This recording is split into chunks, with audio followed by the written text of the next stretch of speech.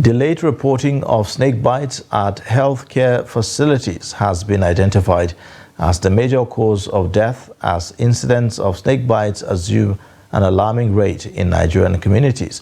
A recent visit to the Snakebite Treatment and Research Hospital, Kaltungo, in Gombe State reveals that rural dwellers are at high risk of snake bites due to the several factors.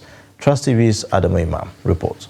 The Snakebite Treatment and Research Hospital, situated at Kaltungo local government area of Gombe State, is the only facility designed to treat snakebite cases across communities in the area. But the hospital is grappling with lack of essential drugs and power supply from national grid. Director of the hospital, Nicholas Aman, stressed the need for concerted effort by the government through the provision of necessary equipment and drugs, as well cooperation from victims in reporting to the hospital for enhanced operations.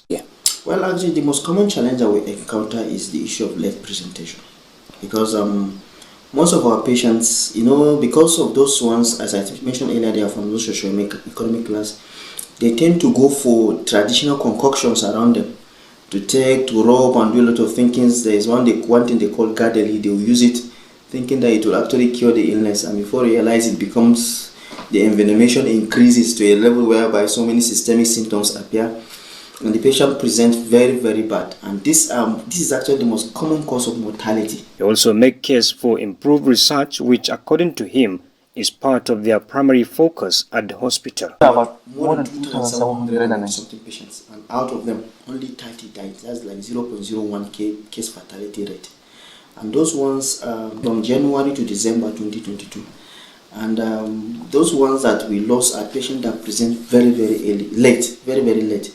Mind you, example, a patient presenting about 15 days after the bite.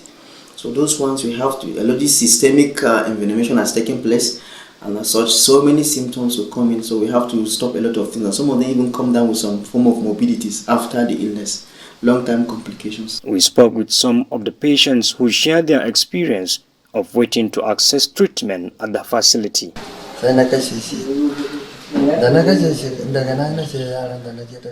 We take honey when we are bitten by a snake. In my case, I kill it and instructed my boys to dispose. I went to the hospital after 2 days for treatment at Ganjua local government of Bauchi.